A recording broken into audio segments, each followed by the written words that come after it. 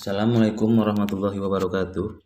Hai rekan-rekan sekalian, perkenalkan nama saya Agus Pardamayan Panjaitan, peserta Latsar CPNS tahun 2021 angkatan 22, kelompok 1, nomor absen 2, yang diselenggarakan oleh BPSDM dan LPPA Guru Nusantara wilayah Sumatera Utara.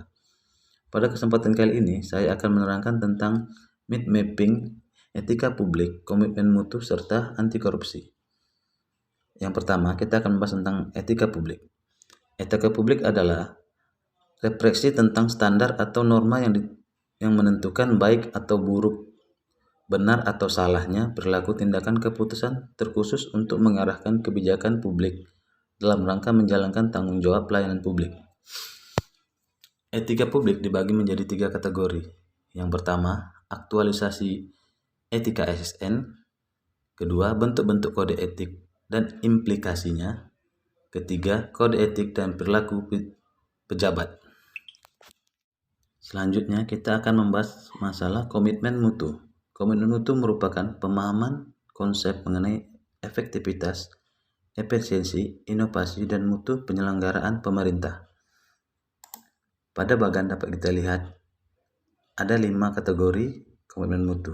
Yang pertama, nilai-nilai dasar orientasi mutu, yaitu komitmen dalam kepuasan customer, cepat, tepat, ramah, melayani dengan hati, melindungi dan mengayomi, serta perbaikan berkelanjutan.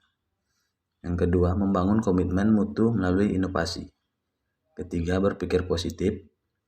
Keempat, membangun komitmen mutu dalam penyelenggaraan pemerintah, yaitu dengan peningkatan produktivitas aparatur. Yang kelima, pendekatan inovatif dalam penyelenggaraan pemerintah. Yang pertama, landasan komitmen mutu, serta komitmen mutu dalam pelayanan di tempat kerja. Selanjutnya kita akan membahas tentang mind mapping anti korupsi. Pengertian anti korupsi yaitu penyelewengan dan penggelapan uang negara atau perusahaan di tempat seseorang bekerja untuk keuntungan pribadi atau orang lain.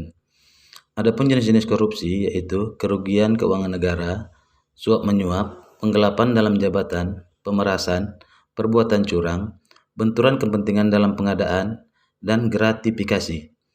Ciri-cirinya yaitu dilakukan oleh lebih dari satu orang, merahasiakan motif, dan ada keuntungan yang diraih, berhubungan dengan kekuasaan, kewenangan tertentu, berlindung di balik pembenaran hukum, melanggar kaidah kejujuran dan norma hukum, serta mengkhianati kepercayaan. Adapun dampak perilaku dan pidana korupsi secara umum, akibat korupsi adalah merugikan negara dan merusak sendi-sendi kebersamaan serta memperlambat tercapainya tujuan nasional.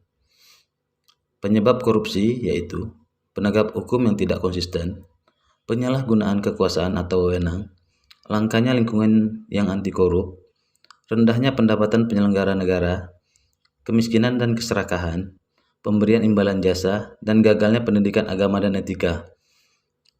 Adapun tindakan hukum pada anti korupsi, tindakan melawan hukum yang telah dilakukan dengan sengaja ataupun tidak sengaja oleh seorang yang dapat dipertanggungjawabkan dan oleh hukum telah dinyatakan sebagai tindakan yang dapat dihukum.